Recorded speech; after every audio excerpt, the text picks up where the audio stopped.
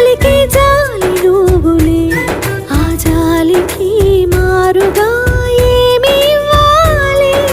నాన్న వేలితో నడిపే ధైర్యమే నీదే, నీ పాపనై పసి పాపనై ఏమి ఇవ్వాలి? దయగలిగిన దేవుడే మనలను కలిపాడులే, వరమొసగే దేవుడికి నేనేం తిరిగి ఇవ్వాలి?